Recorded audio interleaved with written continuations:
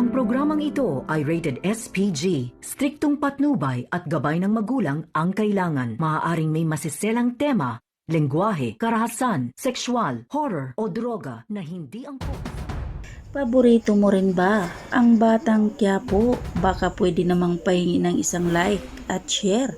At kung pwede, pahingi na rin ng isang subscribe. Maraming salamat. Hindi na nga mapipigilan pa ang pagmamahalan nila ni Ramon at Marites. Inamin ni Marites kay Ramon na gusto na niyang magbagong buhay at mag-umpisa ulit at ipagpatuloy nga ang mga nangyayari sa kanila noon. Sa huli, buo na rin ang pamilya ni Tanggol.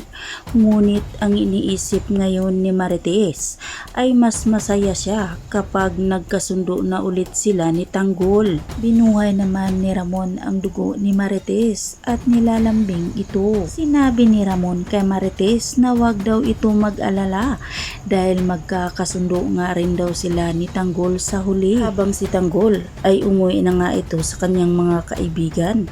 Tuwang-tuwa naman ngayon ang magtropa dahil kumpleto na naman sila. Pinalita na nga ngayon ni Tanggol sa kanyang mga kaibigan na magpapile na nga siya ng candidacy at magbagong buhay na nga raw sila dahil ayaw na nila magbinta ng mga droga, lalo na kapag mananalo na si Tanggol bilang isang mayor.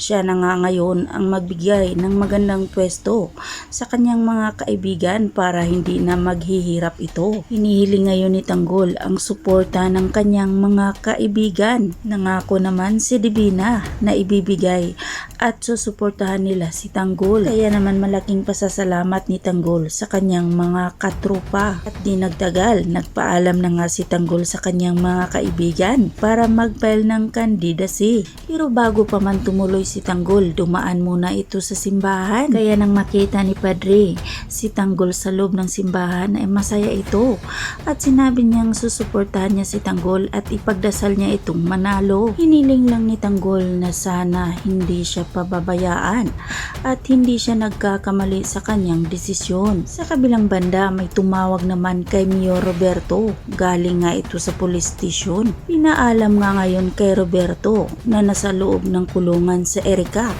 dahil nahulihan nga ito ng droga. Agad namang pinuntahan nila ni Jackie at may dala-dala nga itong sobre na naglalaman ng pera. Pinalaya na nga ngayon si Erica kapalit ang pera. Ngunit hindi napigilan ang galit ni Jackie sa kanyang anak na sa Erica.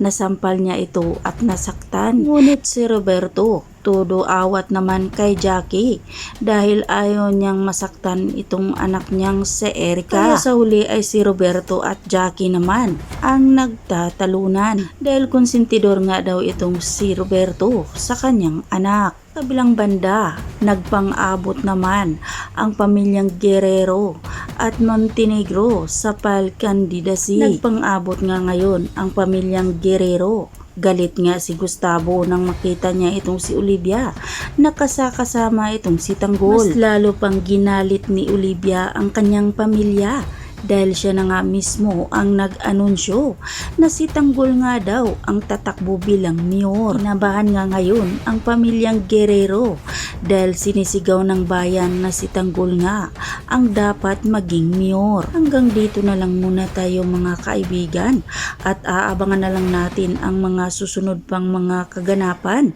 dito lang sa paborito nating palabas sa FPJ Batang Quiapo. At wag po sana ninyong kalimutan na i-like, i-share at pahingi na rin ng isang subscribe. Maraming salamat!